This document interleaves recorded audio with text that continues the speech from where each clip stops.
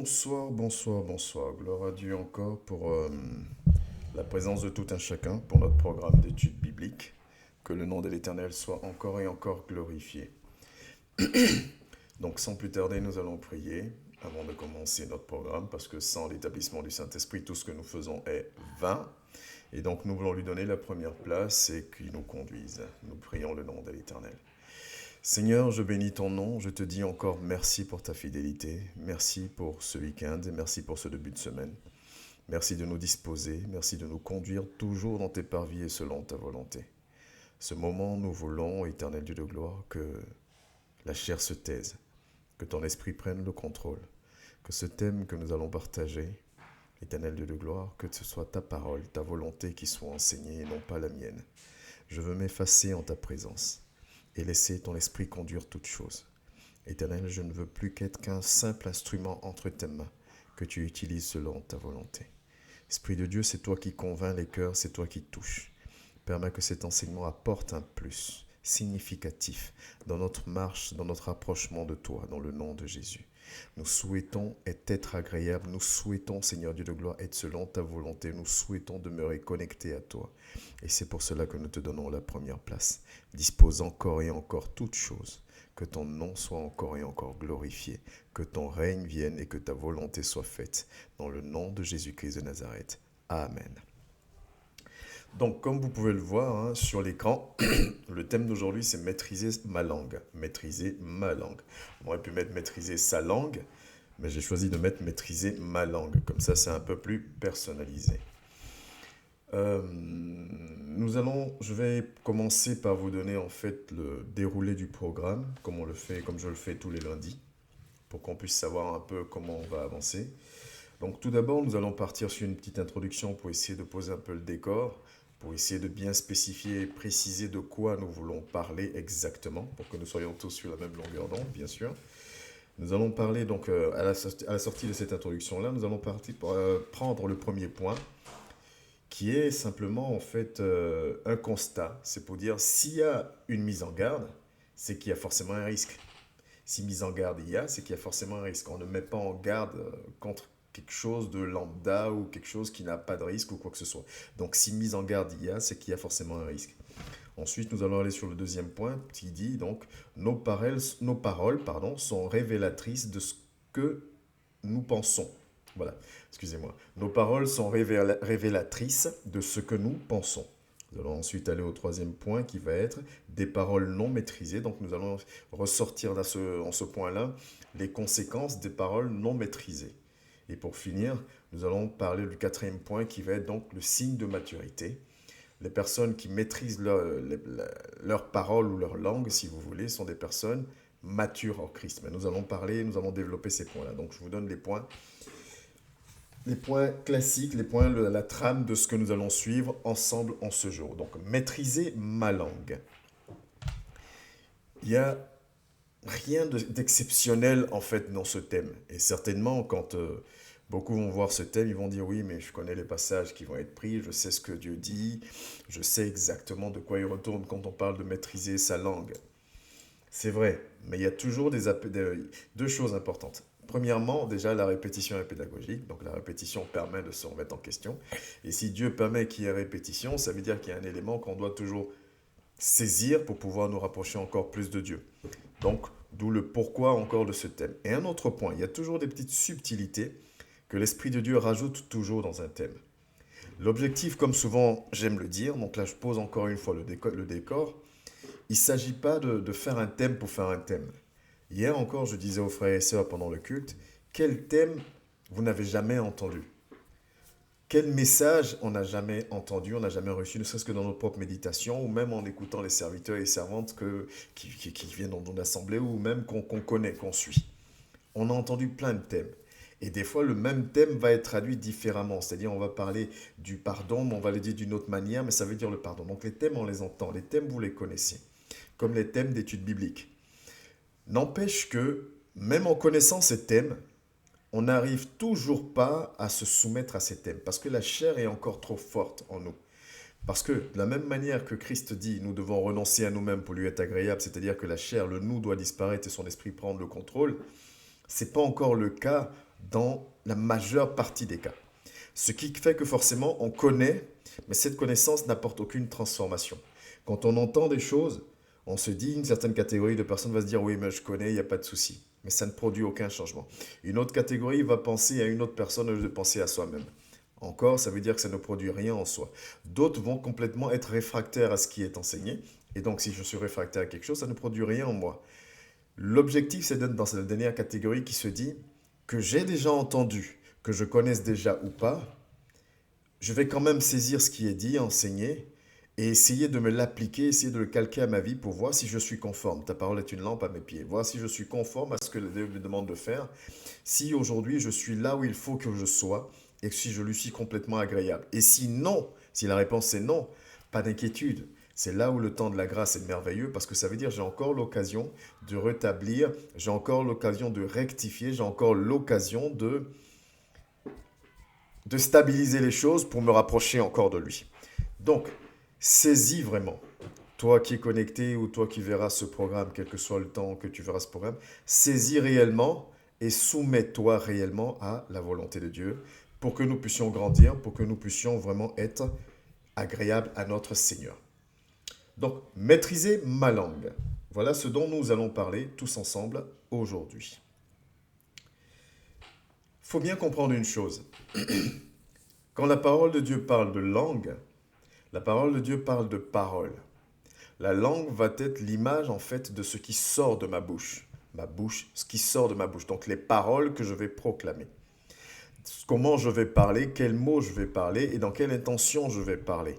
Tout ça va être regroupé dans ce mot langue. Il faut déjà vraiment comprendre cela. Amen. Excusez-moi. Donc je dois comprendre que quand on parle de langue, c'est vraiment les paroles, les mots, tout ce qui va sortir de ma bouche en fait. C'est toutes ces choses-là qui sont concernées. Ok? Par exemple, si on prend le premier passage que nous allons reprendre plus tard, mais notre premier passage, c'est dans Proverbe 18 au verset 21. La parole va nous dire, par exemple, la mort et la vie sont au pouvoir de la langue. Quiconque l'aime en mangera les fruits.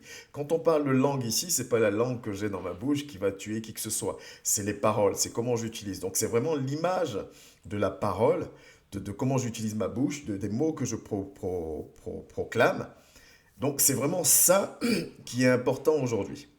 Mais dans l'introduction, j'ai vraiment envie de poser le décor pour qu'on soit vraiment, qu'on se comprenne réellement là où l'Esprit veut nous conduire, dans quel sens il veut nous conduire aujourd'hui. Vous savez, le langage parlé, c'est un des vecteurs de communication. Il existe 4 vecteurs de communication. Des vecteurs de communication qui sont très importants. Et le langage, le parler, les mots, c'est un vecteur. On appelle ça le vecteur verbal. Bon, au-delà du fait que ce soit un vecteur, on parle de communication. Quand je veux communiquer avec quelqu'un, c'est pour qu'il y ait un échange, c'est pour apporter quelque chose, c'est pour convaincre, c'est pour expliquer, donner une information, peu importe. Mais la communication a toujours un sens. Je communique pour me faire entendre, je communique pour... il y a un sens à la communication. Et pour communiquer, il y a différents vecteurs. Et chaque vecteur a un poids. Chaque vecteur a un poids et on va choisir le vecteur approprié. On peut fusionner des vecteurs d'ailleurs. Mais on va choisir le canal, le vecteur approprié pour pouvoir être le plus efficace possible. Ok? Et juste, j'ouvre la parenthèse, les vecteurs, vous allez avoir le visuel, vous allez avoir l'écrit, vous allez avoir le verbal et vous allez avoir le non-verbal. Le visuel, ça va être tout ce qui va être image, graphique, ce genre de choses. Donc, au travers des images, on communique aussi. L'écrit, c'est l'écrit, hein, on lit un roman, ainsi de suite. Donc, ça aussi, c'est un vecteur de communication. Et on a le verbal dont on parle aujourd'hui, qui est imagé par la langue. Donc là, on va parler aujourd'hui, en fait, ce thème, c'est comment maîtriser mon langage. Ce vecteur que j'utilise, là, l'un des vecteurs que j'utilise, qui est le langage. Comment le maîtriser? Parce qu'une fois de plus, je me répète, mais c'est vraiment pour que tout soit clair dans l'esprit de tout le monde. Communiquer, c'est pour transmettre quelque chose, c'est un échange. Donc communiquer, c'est... Voilà, il y a plein de choses qui rentrent dans la communication. Donc si je choisis ce vecteur-là, donc verbal, il y a une raison. Et je dois comprendre que ce vecteur est une grande efficacité. Il y a aussi le vecteur non-verbal. Le quatrième, c'est le non-verbal. Le non-verbal, ça va être tout ce qui est ton attitude, en fait. Je peux proclamer que je suis dans la joie, mais avec une tête triste. Donc mon non-verbal va parler par rapport à ce que je peux proclamer. Mon verbal dit que je suis joyeux, mais mon non-verbal montre que je suis triste.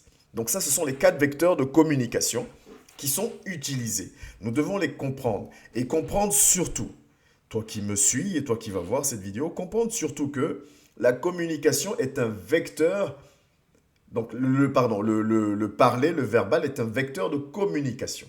Et donc si la parole de Dieu dit, si je remets le passage que j'ai mis tout à l'heure, en disant, la mort et la vie sont au pouvoir de la langue, quiconque l'aime en mangera les fruits. Ça veut dire quoi par rapport à ce qu'on vient de dire?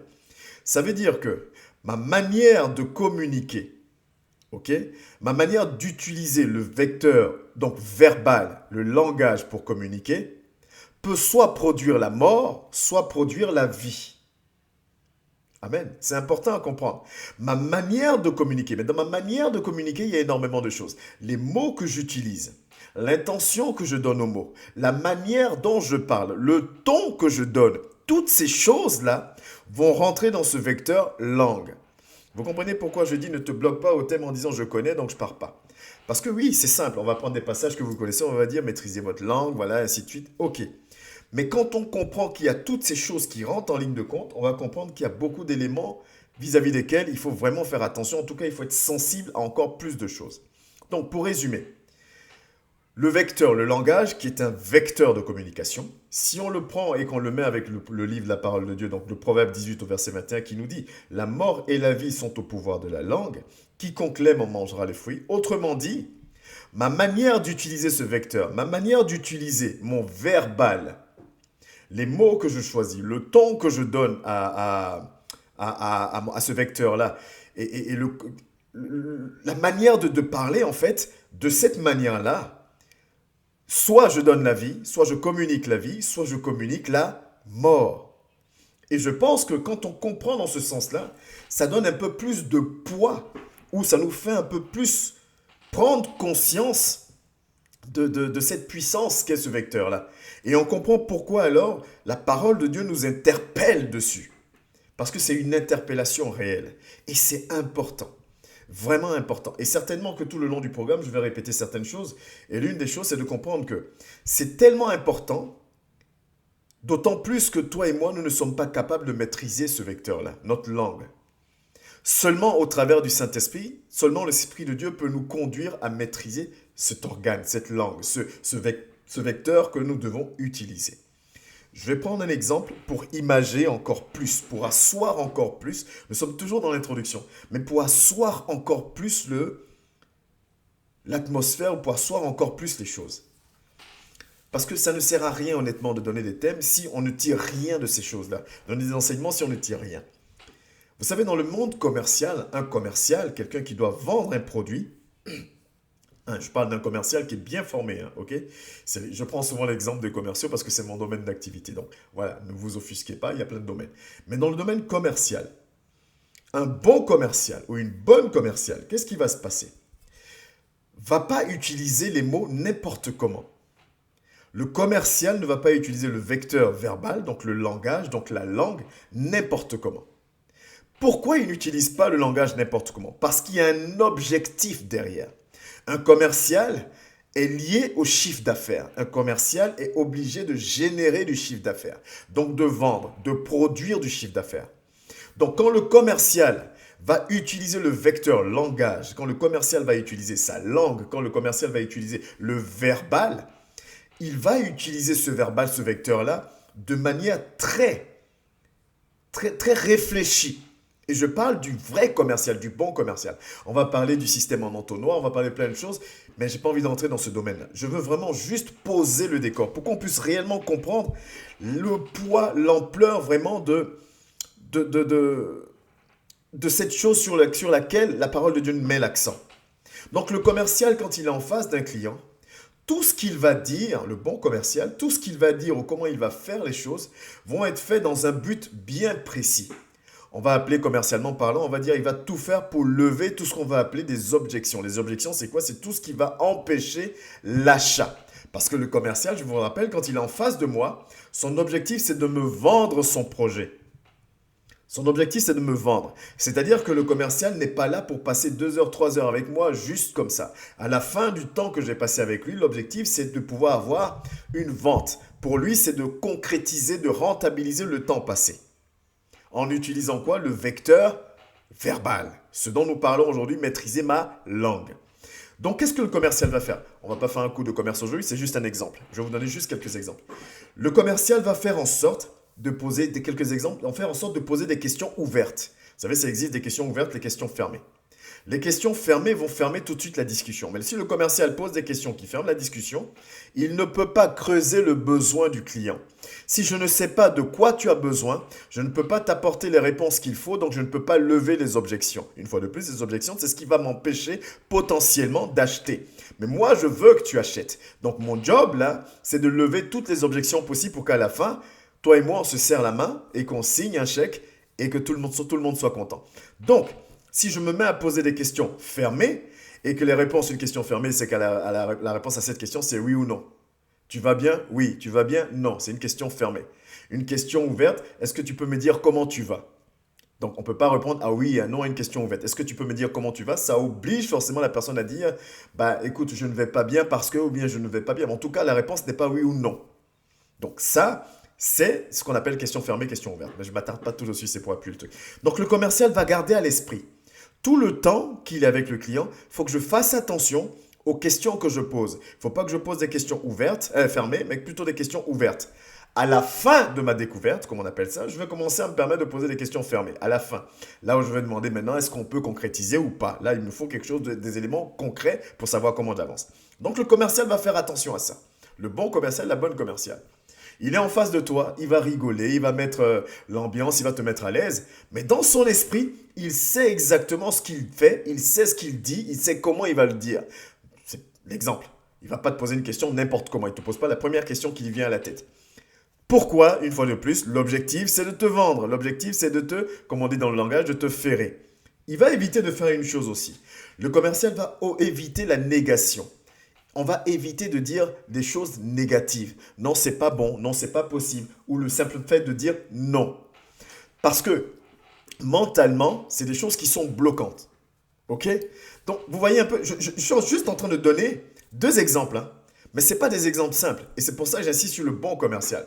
Parce qu'il doit penser pendant qu'il échange avec toi qu'il doit gagner ta confiance, qu'il doit poser des questions ouvertes parce qu'il doit découvrir quel est ton besoin, pour pouvoir t'apporter les réponses, les éléments de réponse. En plus de ça, il doit éviter la négation parce que la négation frustre. Pour ne pas te fermer, donc il doit éviter la négation. Si le client te demande par exemple, est-ce que ça je peux l'avoir en verre? Le commercial ne va pas répondre non, tu peux pas. Le bon commercial ne va pas répondre non, vous n'allez pas pouvoir l'avoir en verre. Le bon commercial, même s'il n'y a pas de vert, il va dire, c'est vrai que le vert c'est une belle couleur, mais regardez, moi j'ai plutôt le bleu, le rouge, le violet à vous proposer. Vous voyez un peu comment la réponse elle est tournée.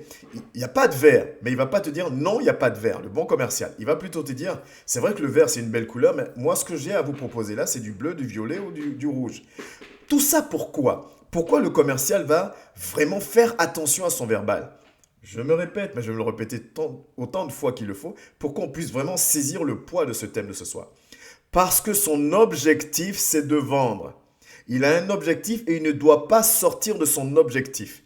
Donc, il va respecter toutes ces choses-là. Le commercial va aussi s'adapter à la personne qu'il a en face de lui.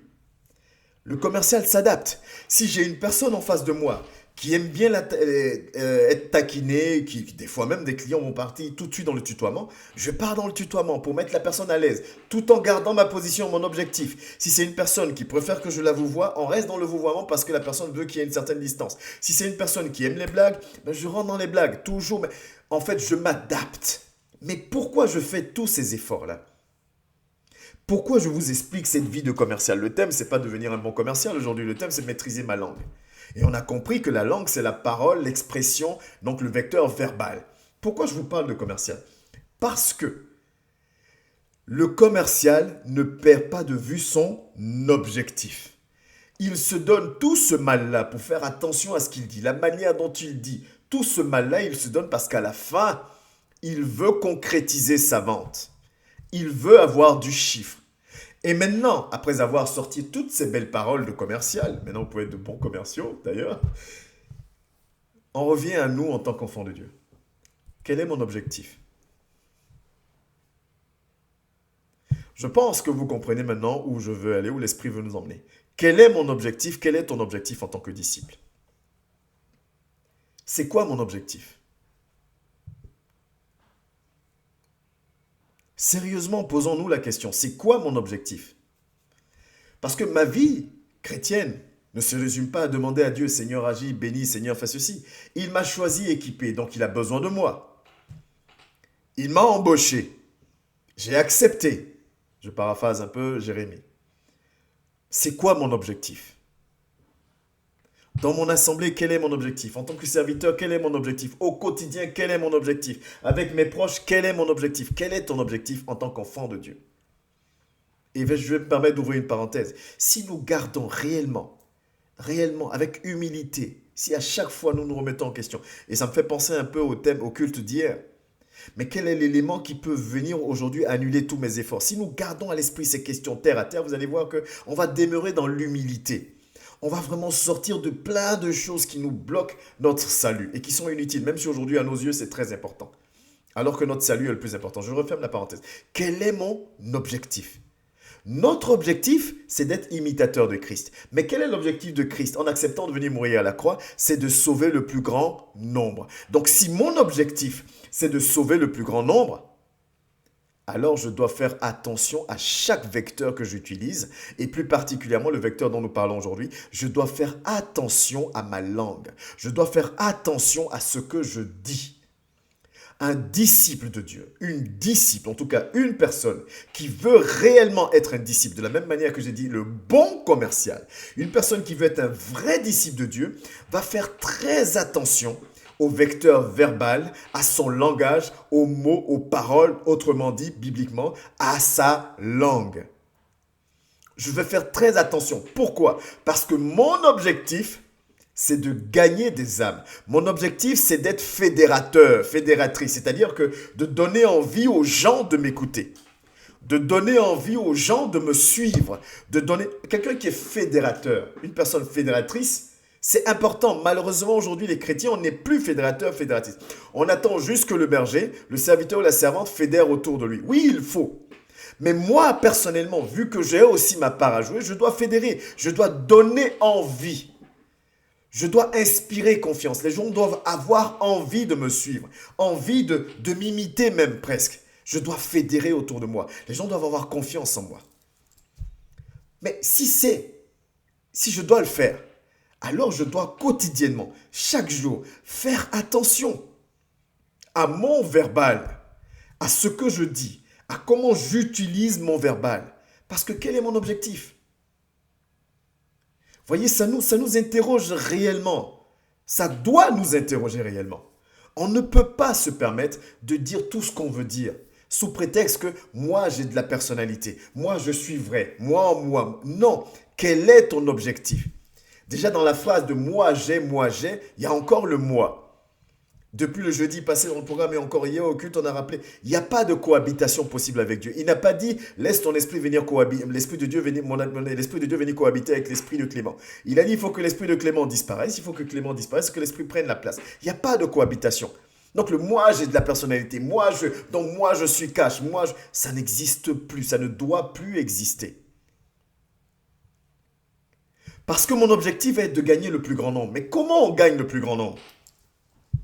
Longtemps, on a pensé que, je ne dis pas, je ne dévalorise pas cette phrase, de dire à quelqu'un Jésus t'aime simplement suffit. Oui, il y a des personnes, parce que c'est l'Esprit de Dieu qui convainc, à qui tu vas dire Jésus t'aime et ça va les toucher, mais il y a des personnes à qui tu vas dire Jésus t'aime, ça va les faire ni chaud ni froid. Mais ces personnes-là vont observer ta manière de parler, ta manière de te conduire, ta manière de faire, ta manière d'agir, ta manière de réagir. Mais je ne veux pas me perdre, on est sur le verbal, on est sur la langue. Donc, je dois faire attention au quotidien, à chaque fois, de ce qui sort d'ici. Parce qu'une fois de plus, Proverbe 18, verset 21, mon verbal, mes paroles, la manière dont j'utilise le vecteur verbal, peut apporter la mort ou la vie. Mais moi, disant que je suis imitateur de Christ, je dois donc apporter la vie. Amen. Je dois apporter la vie. Il faut qu'on arrive à comprendre ces choses. Il faut qu'on arrive à saisir ces choses. L'enfant de Dieu ne peut plus se laisser comme ça dans la colère, dire ce qu'il veut, machin truc. Non, on ne peut pas dire ce qu'on veut. Et des fois même on dit ce qu'on veut, puis on dit, oui, mais si tu me connaissais bien, tu saurais que. Non, ce n'est pas une question de si tu me connaissais bien. Parce que ce vecteur agit dans la vie des gens. Ce vecteur agit non seulement dans la vie des gens, mais ce vecteur agit aussi dans ma vie. On va le voir tout à l'heure. Je prends du temps sur l'introduction parce qu'on n'est que sur l'introduction. Vraiment pour qu'on puisse comprendre. Ça ne sert à rien d'avoir des thèmes pour avoir des thèmes. Le plus important, c'est que cela nous apporte au quotidien. Est-ce que c'est facile? Non. Je reviens sur mon petit exemple. Est-ce que tout le monde peut être commercial? Non. Est-ce que tous les commerciaux sont de bons commerciaux? Non. Est-ce que tous les commerciaux utilisent comment on appelle ça, tous les codes du commercial? Non. C'est pour ça que même parmi les commerciaux, il y en a qui sont bons et il y en a qui sont moins bons. Ça existe. Et c'est pour ça aussi que la parole de Dieu nous rattrape en disant, mais même dans le royaume des cieux, il y a des vases d'utilité noble et il y a des vases qui sont d'utilité.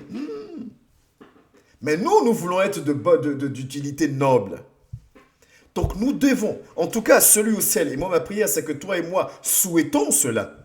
Mais il ne s'agit pas juste de le souhaiter, mon frère. Il ne s'agit pas juste de le savoir, ma soeur. Il s'agit de se faire violence pour l'appliquer. Voyez un peu l'exemple que j'ai pris du commercial. Imaginez dans une conversation. Maintenant, peut-être vous allez repenser à chaque fois que vous êtes allé dans un magasin qu'il y a un commercial qui est venu vous renseigner. Mais oui, quand il est en face de vous, si c'est un bon commercial en tout cas, il est en face de vous et ces clés-là, il les a à l'esprit. Il les a à l'esprit tout le temps. Parce que son objectif, c'est de concrétiser quelque chose. Donc moi, en tant que disciple, qui a un objectif aussi de gagner des âmes, je dois faire attention à ce que je dis. Je dois savoir utiliser ce verbal-là.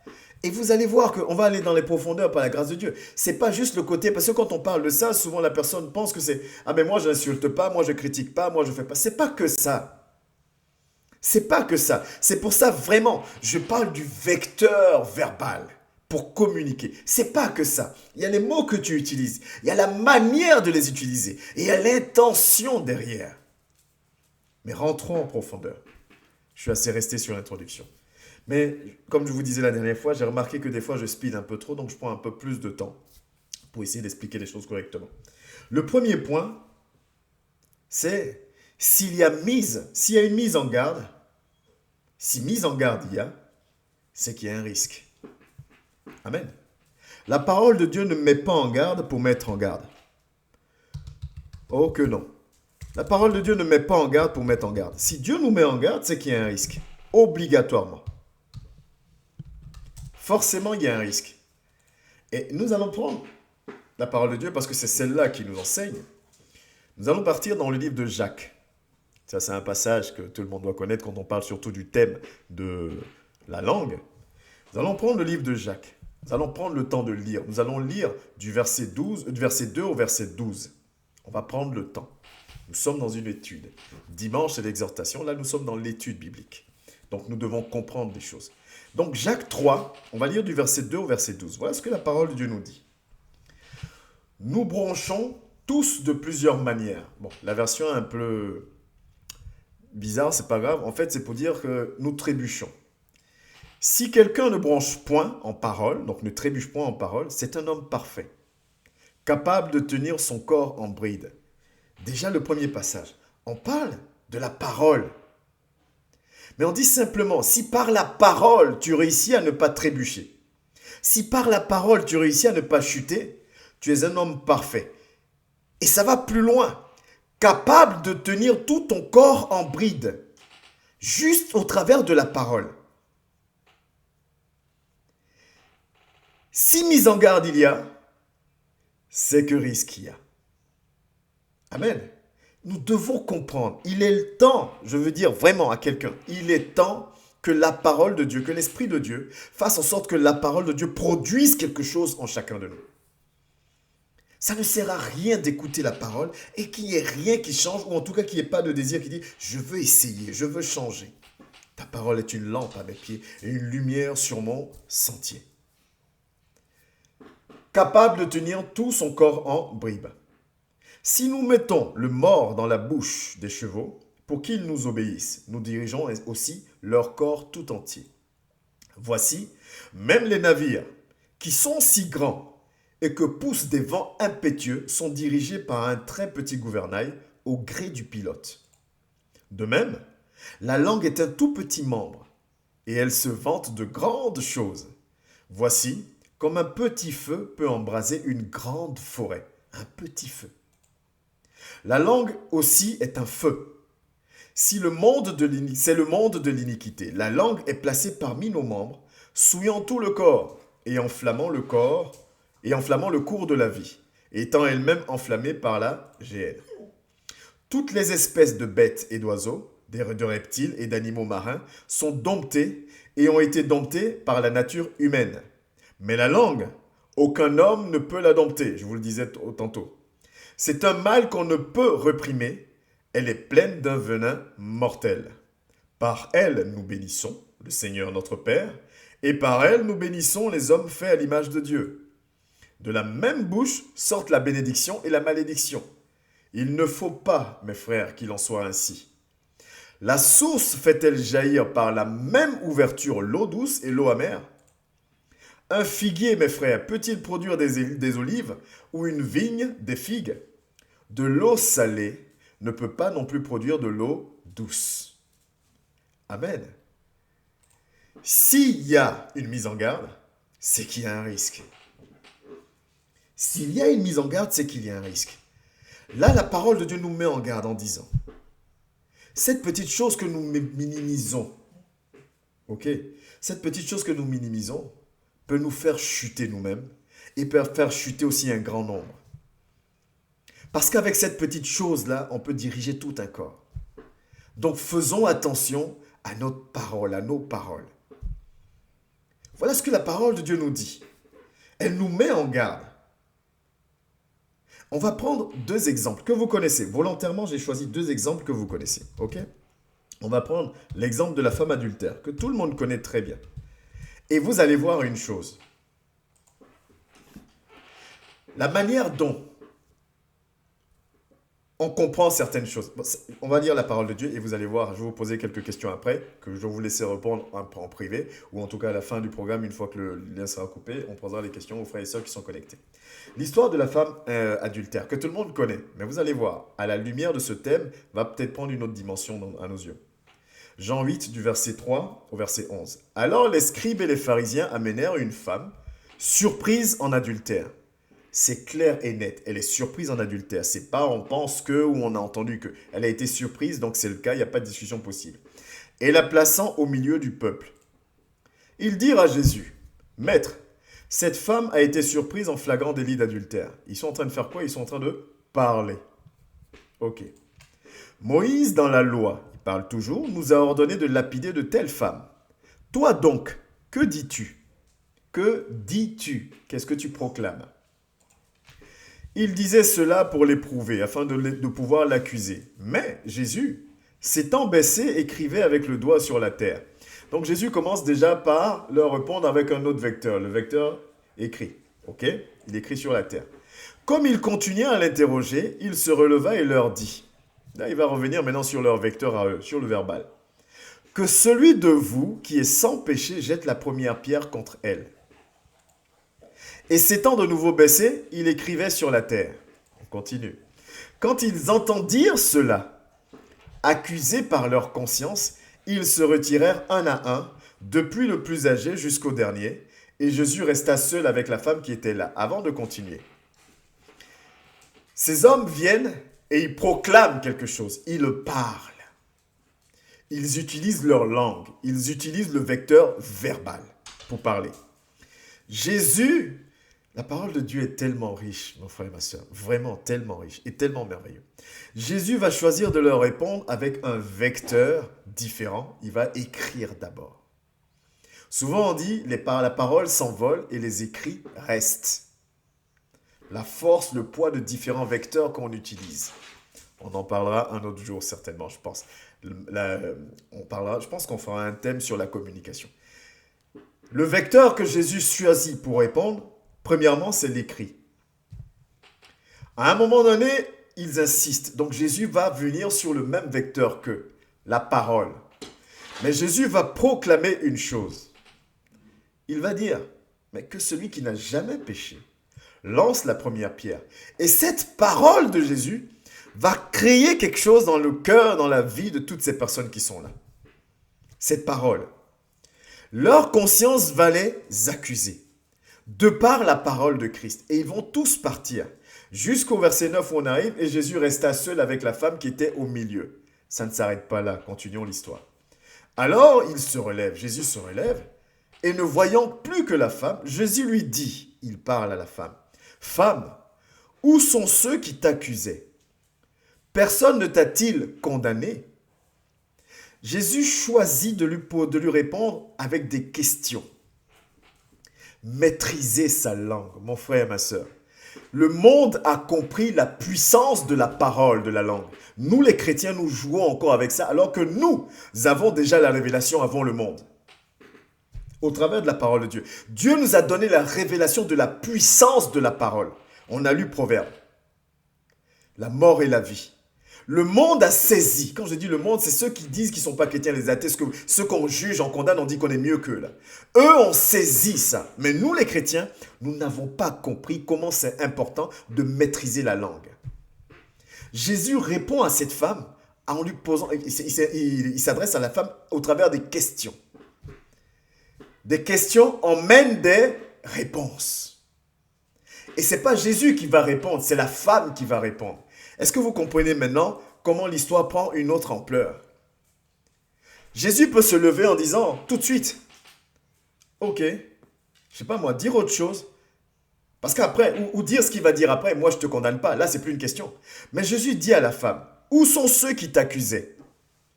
La femme dans son fort intérieur ou physiquement, j'en sais rien, la parole ne dit pas. Mais tout de suite, qu'est-ce qu'elle va te répondre? Tu vas regarder dans ton cœur, tu vas dire, ah, c'est vrai, il n'y a plus personne. Ça nécessite une réponse de ta part, une prise de conscience. Jésus choisit le vecteur. Son vecteur, son verbal est maîtrisé. Parce qu'il sait que la forme, la manière, les mots qu'il va utiliser vont soit créer la vie, soit créer la mort. Et son objectif, c'est de créer la vie. Donc, il ne libère pas des paroles pour libérer des paroles. Pas pour dire, je suis Jésus, j'ai de la personnalité. Moi, on ne marche pas sur mes autres. Moi, ceci, j'ai... Non, je veux la vie. Donc, Jésus s'adresse à cette femme au travers de questions. Où sont ceux qui t'accusaient? La réponse, ah, il n'y a plus personne. Ça impose cette interrogation. Personne ne t'a-t-il condamné? Pourquoi il demande où sont ceux qui t'accusaient et t'ont-ils condamné? Une manière de faire comprendre à la femme, de dire, mais ceux qui t'accusaient, qui te condamnaient, ils ne sont plus là, n'est-ce pas? En tout cas, moi. La deuxième question, la réponse de la femme, non Seigneur. Les questions demandent réponse. Mais la réponse vient de qui? De la personne. Et imaginez-vous, mettons-nous à la place de cette femme. Certainement, en répondant non, son cœur devait commencer à être libéré. Parce qu'on allait quand même la mettre à mort. On l'a conduit là pour la tuer. Le fait de se rendre compte qu'il n'y a plus personne pour la condamner. Le fait de se rendre compte que personne ne l'accuse plus. Au travers du langage de Jésus, elle va se rendre compte de ça. Son cœur va se tranquilliser. Et quand Jésus, quand je dis la maîtrise des vecteurs, quand Jésus va entendre sa réponse, non Seigneur, alors il va comprendre que cette femme commence à être tranquillisée, il va alors enfoncer le clou en disant, je ne te condamne pas non plus. Tous ceux qui te condamnaient ne sont plus là, il n'y a plus que toi et moi. Donc s'ils ne sont plus là, donc tout ce groupe-là ne te condamne pas, moi non plus je ne te condamne pas. Va, ne pêche plus. Le verbal, va, ne pêche. Je ne te condamne plus. Je t'aime, je veux que tu changes, donc je te donne l'occasion de changer. Va, ne pêche plus. Mais, je vais vous poser une question. Ceux qui sont venus avec la femme, qui l'ont prise en flagrant délit, qui sont venus avec elle, à un moment donné, ils ont insulté la femme, ils n'ont jamais insulté la femme. À un moment donné, ils ont manqué de respect à cette femme, ils n'ont jamais manqué de respect à cette femme. Ils ont juste citer la loi. Est-ce que tu comprends que l'ennemi nous maintient dans la compréhension de ce thème de maîtriser sa langue simplement pour dire n'insulte pas, non, il n'y a pas que ça. Il y a ça, mais il n'y a pas que ça. Ce que tu libères doit avoir un objectif, créer la vie chez l'autre. Mon frère, comprends-le. Ma sœur, comprends-le dans le nom de Jésus. Tu n'es pas n'importe qui. Fais attention au vecteur verbal. Le monde l'a compris. Moi, j'ai pris que l'exemple des commerciaux, mais même dans la diplomatie, entre pays, entre sociétés, ils l'ont compris. Quand on parle du marketing, ils savent sur quel élément jouer, quel mot donner. Quand un chef d'État fait un discours, son discours est écrit, chaque mot est pesé. Ils ont compris la force, le poids des mots. Alors que nous avons reçu la révélation il y a des milliers d'années. Proverbe, c'est écrit il y a longtemps. Le livre de Proverbes est écrit il y a longtemps. Mais nous minimisons cela. Nous pensons que nous pouvons tout dire. Nous pensons qu'on peut... Ah, je suis vrai, moi je suis cash. Sois vrai, sois cash. Mais est-ce que ce que tu libères va produire de la vie? Est-ce que ce que tu libères va pousser ton frère ou ta soeur à se relever ou à se sentir condamné, comme les gens qui viennent avec la dame? Dans leurs paroles, la dame sait que c'est fini, on va me tuer. La dame, dans sa tête, c'est fini, on va me tuer, de par leurs paroles simplement. Mais simplement par les paroles de Jésus. Déjà, eux-mêmes, ils sont confondus et la dame reprend vie. Ma parole doit créer la vie. Autant que cela dépende de toi, sois source de paix. N'est-ce pas ce que la parole de Dieu nous dit? Amen. Tu vois que ce thème était important quand même. Peut-être que tu as lu Maîtriser sa langue, tu dis, mais je connais déjà. Mais allons toujours un peu plus loin, pour notre vie, pour notre salut. Il ne s'agit pas juste de dire, moi j'insulte personne. C'est pas que ça.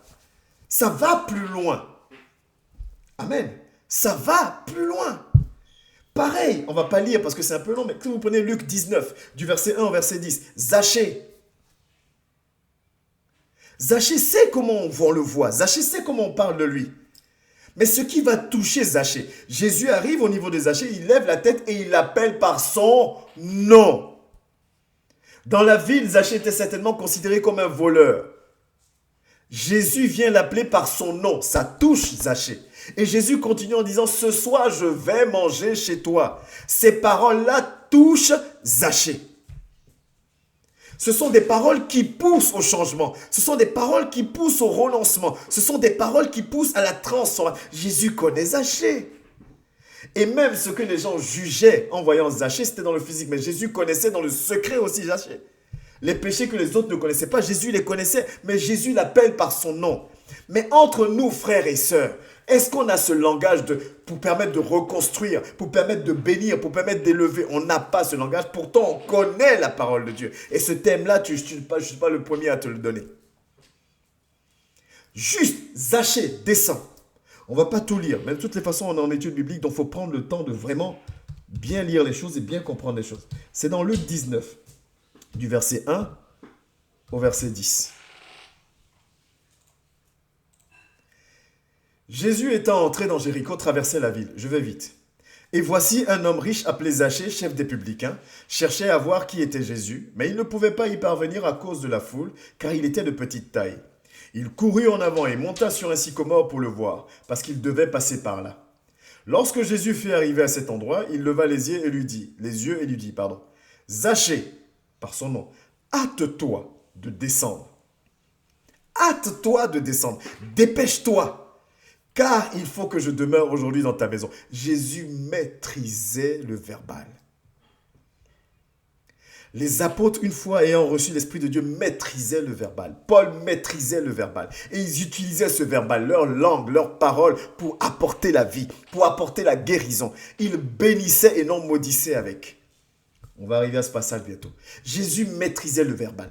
Zachée, hâte-toi. Zachée, connais mon nom, il m'appelle par mon nom. En plus, il est pressé que je descende. Pourquoi il est pressé? Parce qu'il veut venir chez moi. Moi, Zachée le voleur.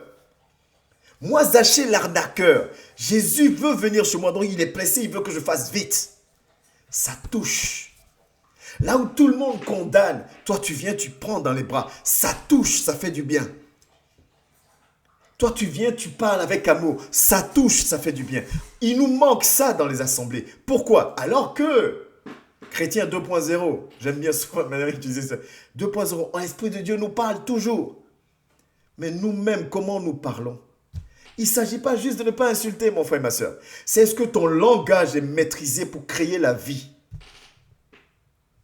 Continuons, j'ai dit, je vais très vite. Zachée se hâta de descendre et le reçut avec joie. Mais forcément, tu vas être dans la joie. Il m'appelle par mon nom, le verbal me donne la paix. Jésus a réussi à créer de la joie en Zachée en une phrase. En une phrase. Et cette joie qu'il a créée est tellement forte que regardez ce qui se passe. Voyant cela, tous murmurèrent et disaient, il est allé loger chez un homme pécheur. Voilà nous les chrétiens. Parce que tous ceux qui murmurent, ce sont ceux qui suivaient Jésus.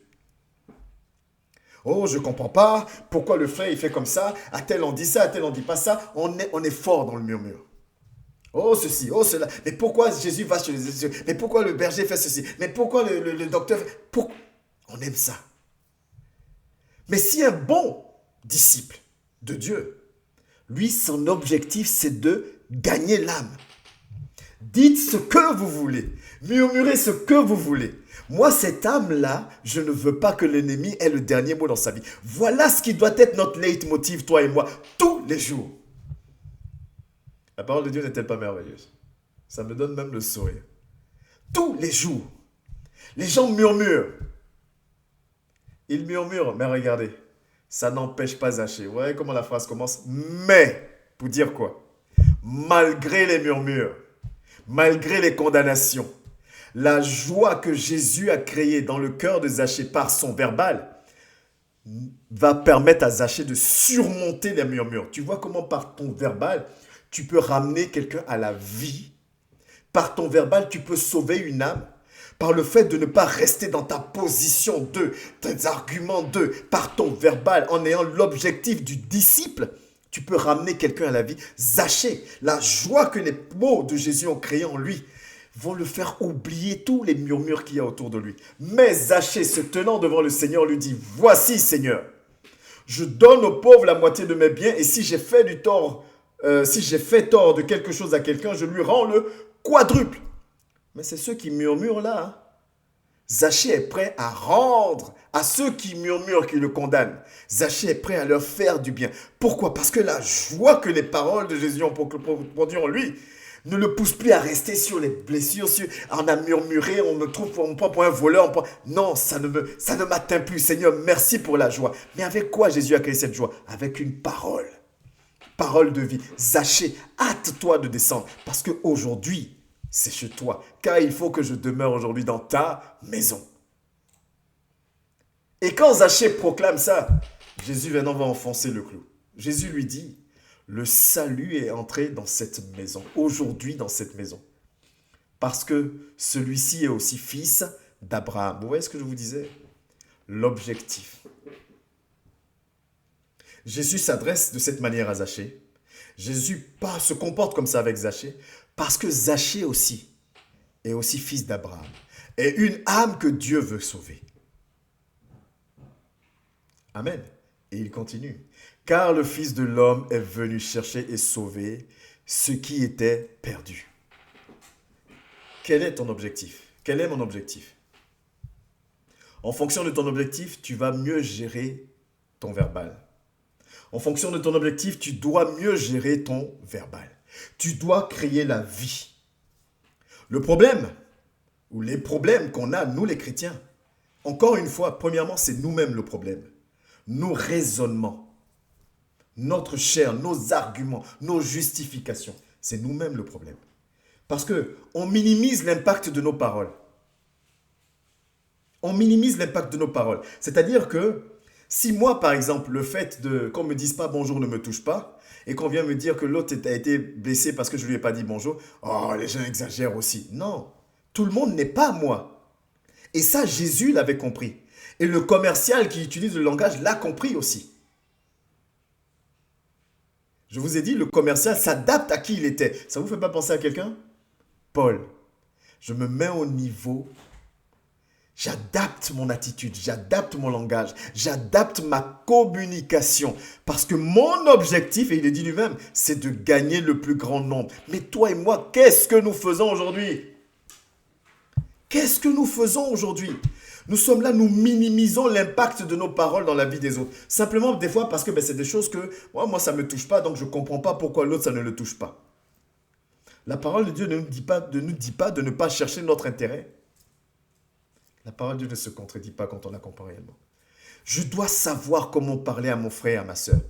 Mais une fois de plus, ça dépend de ce que j'ai en moi. Mais je n'ai pas envie de spolier l'autre point.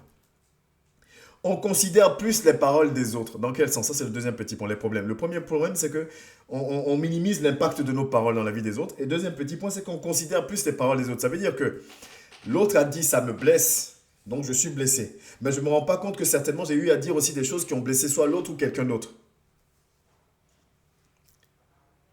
C'est pas comme ça que ça fonctionne. Le disciple, c'est pas ça. Le disciple est celui qui doit impacter, pas celui qui doit être impacté. Moi, je dois être impactant et non pas impacté. Amen.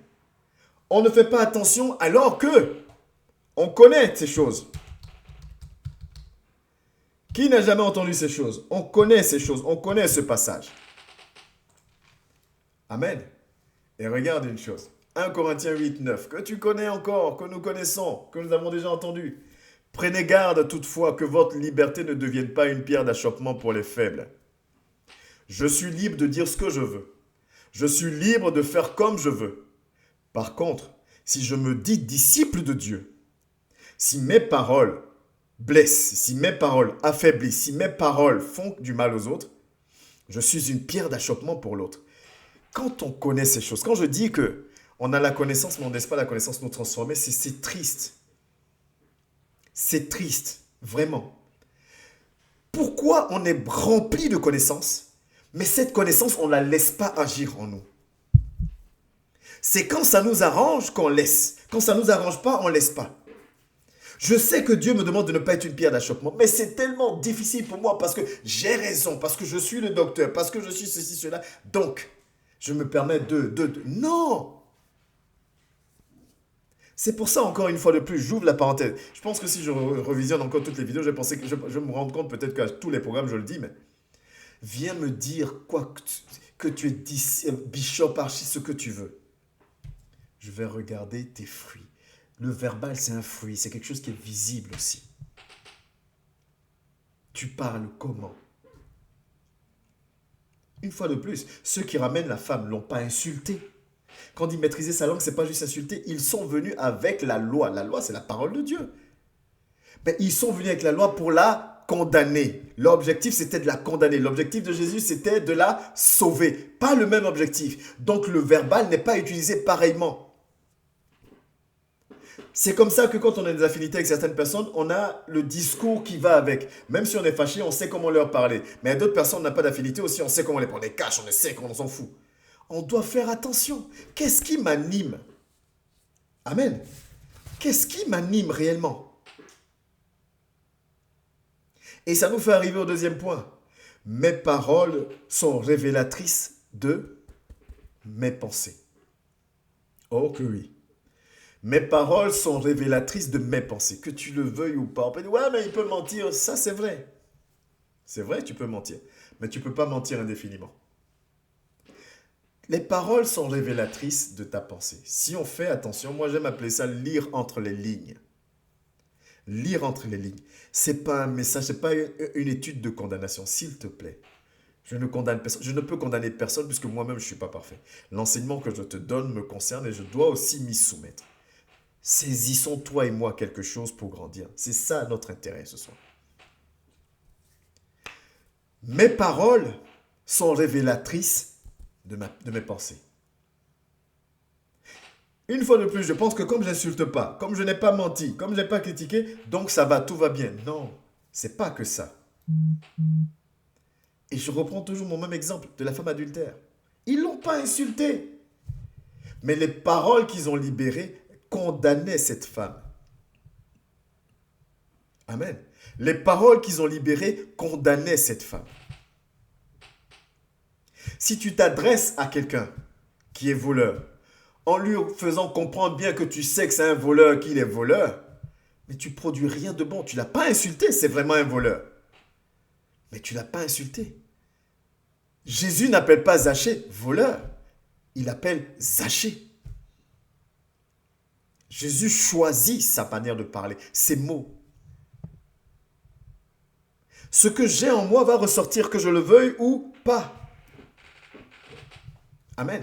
Si mes paroles, d'une manière ou d'une autre, servent à remuer le couteau dans la plaie, en quoi ça produit la vie? Ça ne produit pas la vie. Est-ce qu'on voit un peu comment le diable nous trompe et nous ment? Comme je ne l'ai pas insulté. Est-ce que j'ai insulté la personne? Moi, je n'ai pas insulté, hein? Oui, tu n'as pas insulté. Tu n'as pas insulté. Mais est-ce que ce que tu as libéré produit la vie? Est-ce que ce que tu as libéré est dans l'idée de produire la vie en l'autre? Vous voyez comment ça va plus loin, maîtriser sa langue. Ouvrons les yeux. Le diable joue pas en ce moment. Et je pense qu'il ne veut pas qu'on continue de monter comme ça, avec les enseignements, avec les exhortations, que ce soit de moi ou des frères et sœurs. Il ne veut pas, parce qu'il voit que ça monte. Donc les attaques fusent.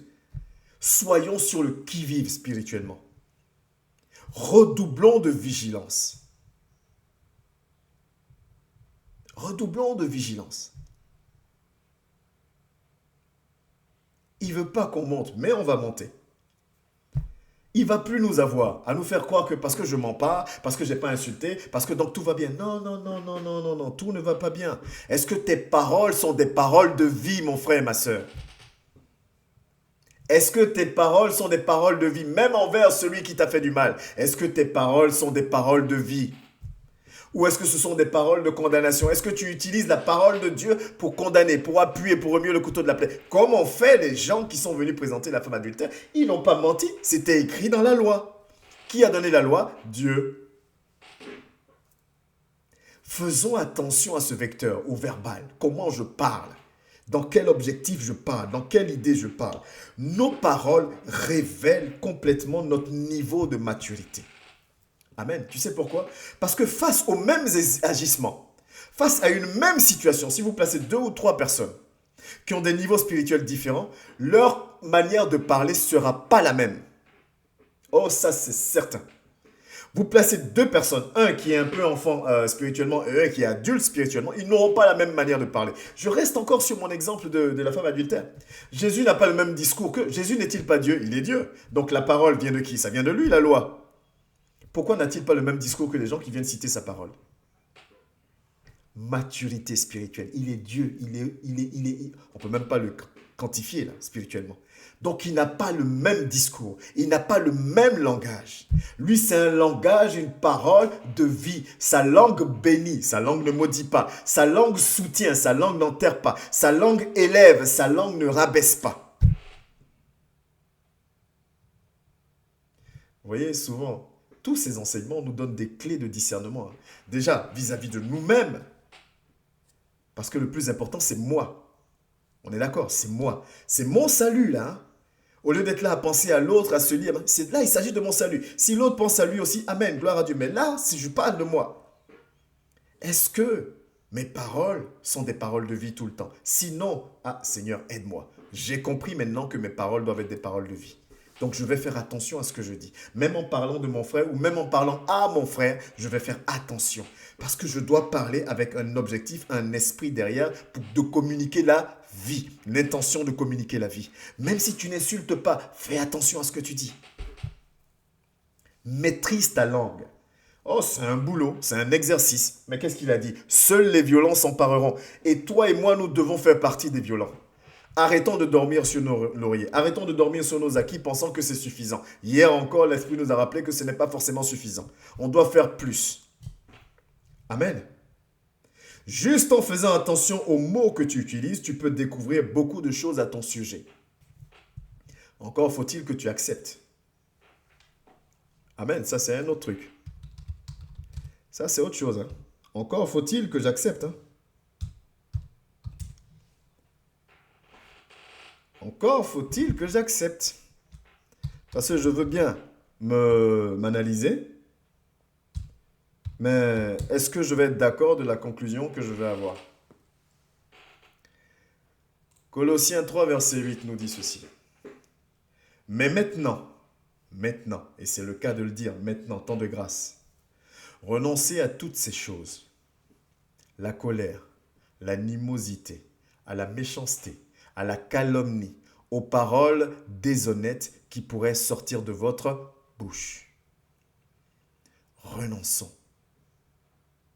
Pas moi qui le dis, C'est la parole de Dieu qui nous le dit. Donc je suis aussi concerné. Je dois maîtriser ma langue. Oh, tu dois maîtriser ta langue. Nous devons maîtriser notre langue. Parce que nous sommes source de paix, source de vie. Amen. Source de paix, source de vie. Tu vois, on va partir dans un autre point. Des paroles non maîtrisées. Ce que les paroles non maîtrisées peuvent créer. Je dois vraiment le comprendre. La parole non maîtrisée me condamne déjà moi-même. La parole non maîtrisée me condamne moi-même. La parole non maîtrisée me bloque moi-même. Tu vois, quand on pensait peut-être que c'était juste l'injure, mais on a compris que des paroles de condamnation, même des paroles qui ne donnent pas la vie, ça me bloque moi-même. C'est pour ça que quand on a pris Jacques dit un bateau grand comme ça. C'est un petit gouvernail qui le commande, qui le dirige. Je peux faire beaucoup d'efforts de sacrifice et mes paroles, ma langue me perd. Ma langue me perd. Et c'est tellement dommage. J'espère que tu es d'accord avec moi. C'est tellement dommage, ma langue me perd. Longtemps, j'ai pensé que c'était juste parce que j'insultais. Maintenant, j'ai compris que ce n'est pas juste ça. Ma langue me perd. Mes paroles me perdent. Mon utilisation du verbal me perd. Je n'agis pas avec sagesse. Parce que comprends que cet enseignement va loin. Ce n'est pas juste, je vais faire attention à ce que je dis, c'est à voir plus loin. C'est ce que je dis, je l'adapte pour produire de la vie. Je vous ai dit, Jésus parle, il commence avec une question à la dame, il fait, c'est réfléchi, je sais comment je m'adresse au frère. Parce que je veux que le frère monte, parce que je veux retrouver mon frère, je veux retrouver ma soeur. Donc je sais comment je vais lui parler. Excusez-moi, arrêtons-moi les histoires de j'ai de la personnalité, j'ai machin, j'ai ceci, cela. La personnalité ne va pas t'envoyer au paradis. Soyons imitateurs de Christ pour garantir notre salut, pour garantir son action dans nos vies. Et je ne vais même pas m'attarder dessus parce que ça coule tellement de sources. Ce que les dégâts que la parole peut produire dans la vie de quelqu'un. Souvent, on essaie d'imager ça en disant, mais quand tu prends du sel, tu mets du sel tu mets trop de sel dans la sauce, c'est compliqué de rattraper. Si le sel dépasse, c'est compliqué de rattraper. Et il y a même un exemple aussi pour imager ça. On dit quand tu prends une bouteille plastique et que tu la froisses, genre tu dis des paroles blessantes à une personne, donc tu froisses cette personne-là, tu auras beau après souffler dans la bouteille pour qu'elle redevienne normale, elle ne sera jamais aussi lisse. Ou même une feuille que tu froisses, parce que tu as demandé pardon, tu l'as rétablie, mais la feuille elle n'aura jamais l'état qu'elle avait au début. Nous, en Christ, nous savons que cet état peut revenir à la normale par l'action du Saint-Esprit. Mais sans l'action du Saint-Esprit, cette feuille ne peut pas revenir à la normale. Et des fois, on cause des dégâts comme ça, mais on ne se remet pas en question. Vous savez pourquoi? Parce qu'on pense à l'autre, on ne pense pas à nous. Parce que nous, on se voit comme des personnes qui avons toujours la bonne parole. Non, il ne s'agit pas de ne pas insulter, de ne pas critiquer, il s'agit d'avoir des paroles de vie, de maîtriser sa langue, de savoir comment je veux emmener mon frère, ma soeur à atteindre un niveau, à grandir. Que les plus forts soutiennent les faiblesses de ceux qui ne le sont pas. La parole de Dieu dit quoi aussi? Ne discutez pas la vision, les arguments des nouveaux convertis. Pourquoi? Parce que l'objectif, c'est de les garder, de ne pas les chasser. Ils viennent, même s'ils pensent comme ci, ils pensent comme ça. Viens, il n'y a pas de problème, viens. Tu vas voir qu'à un moment donné, le Saint-Esprit va nous donner la sagesse de pouvoir t'emmener à ne plus parler, à ne plus penser comme ça. Mais nous devons nous accepter les uns les autres. Mais nous ne le faisons pas, alors que nous connaissons la parole de Dieu. Mais en faisant ça, on se condamne nous-mêmes. Mais saisis aujourd'hui. Cherchons à maîtriser nos langues. Mais j'ai dit qu'on allait avoir l'enseignement sur la communication. Je pense que ça va venir compléter d'ailleurs cet enseignement-là. Par la grâce de Dieu, lundi prochain, on le fera. On va décortiquer les vecteurs de la communication. Mais je dois avoir vraiment un objectif derrière. Sinon, c'est zéro. Celui qui maîtrise sa langue, c'est signe de maturité spirituelle. Oh, je peux te répéter 1000 fois, je suis docteur de la parole. Si je ne maîtrise pas ma langue, mais maintenant on a très bien compris c'est quoi maîtriser ma langue. C'est faire en sorte d'avoir des paroles de vie. Faire en sorte de savoir comment parler à tel, comment faire ceci, comment toucher, comment ramener. C'est ça des paroles de vie. Si la personne, la femme, l'homme qui arrive à avoir, à maîtriser sa langue, cette personne-là est mature spirituellement. Amen. Cette personne-là est mature spirituellement. Je reprends un tout petit peu mon exemple du commercial. Des fois, le commercial va tomber sur des clients très très compliqués, pour ne pas dire un autre mot. Mais il a son objectif, vendre. Donc, il reste ce qu'on appelle professionnel. La preuve, c'est que des fois, le client s'en va, il vient et dit, oh, il était vraiment embêtant celui-là, oh, il était prise de tête, il était ceci, il était cela. Mais devant le client, il reste professionnel. Nous, on ne doit pas être hypocrite. Nous devons aussi nous supporter les uns les autres. Maîtriser notre langage. C'est un signe de maturité. Une personne qui a des paroles de la vie, qui au travers de son langage produit la vie, c'est une personne qui est mature. C'est important à comprendre et à maîtriser. Je dois faire attention. On va prendre des passages bibliques, comme ça va nous accompagner. Éphésiens 5 au verset 4, par exemple. Le premier point du mature, le signe du mature, c'est qu'il va faire attention à tout ce qui sort de sa bouche. Il va faire attention à tout ce qui sort de sa bouche. À qui il parle? Les circonstances, il fait attention à tout. Il tient compte de tout. Éphésiens 5, verset 4. Qu'on n'entende ni paroles déshonnêtes, ni propos insensés, ni plaisanteries. Oui, ça aussi, des fois on dit, ouais, mais donc on ne doit plus plaisanter. C'est pas ça, c'est des plaisanteries blessantes. Choses qui sont contraires à la bienséance. Bon, la suite était là, j'aurais dû attendre avant de donner l'explication. Qu'on entende plutôt des actions de grâce. Action de grâce, c'est quoi? C'est bénir. Une personne mature, voilà, son discours, son vecteur verbal, la maîtrise de son langage se traduit au travers de ça. On n'entend pas de paroles malhonnêtes, on n'entend pas de propos insensés, de plaisanteries qui blessent, on n'entend pas des choses qui sont contraires à la bienséance. Ça, c'est une parole, c'est une personne qui maîtrise sa langue. Amen.